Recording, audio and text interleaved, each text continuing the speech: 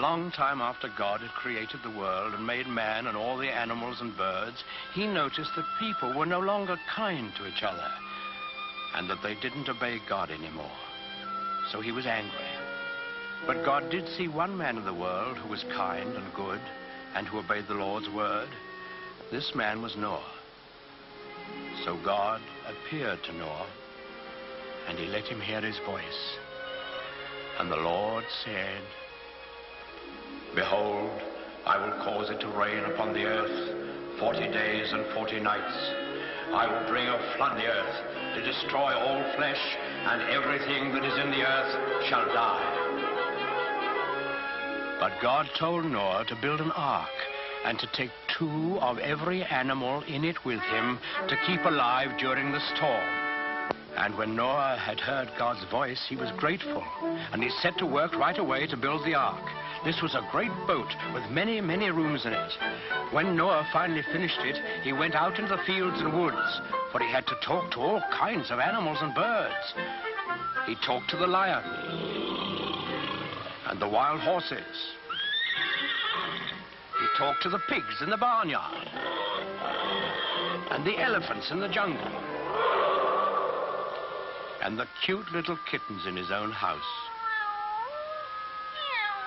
Noah talked to all the animals on the face of the earth, even to the doves, cooing in their nests.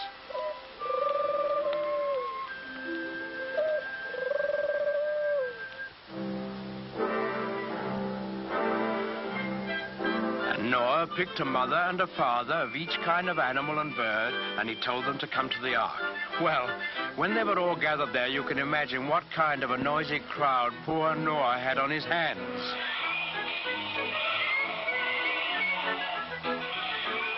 What with lions roaring and pigs squealing and monkeys chattering and hyenas laughing, well, it must have been noisier than a crowd of children on the annual Sunday school excursion. But Noah was wise and gentle, and he understood about animals, so he got them lined up in a long row, 2 by 2, and then he started them up and into the ark through the big door in the side. The bees were the last to go in, because bees have a stinger in their tails, and no animal wanted to get in line behind them. Noah stored food in the boat and then saw that his wife and his sons and their wives were safely inside.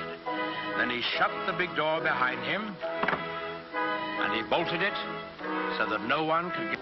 Then there was a flash of lightning and the thunder roared as it never had before. Big black clouds hid the sun so that it was almost as dark as night. And out of those clouds came the greatest rain the world has ever known. It lasted for 40 days and 40 nights, as God had promised Noah. All the land was covered with water, and not a house or a living thing remained anywhere.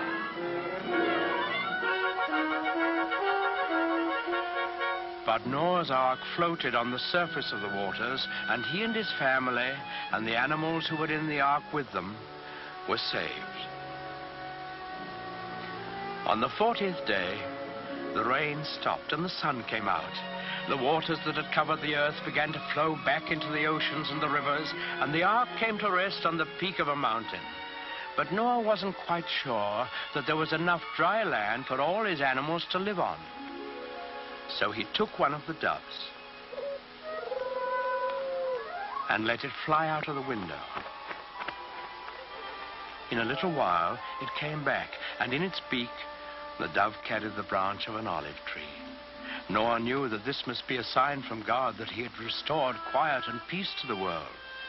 So he opened the door of the ark, and he and his family and all the animals came out on the dry land, and they praised God and thanked him. Then the Lord appeared again to Noah. He promised him that he would never again send a flood to destroy the earth. And he sealed that promise with a beautiful symbol, which he set in the sky for all of us to see. That symbol, the token of God's everlasting faith in man, is the rainbow.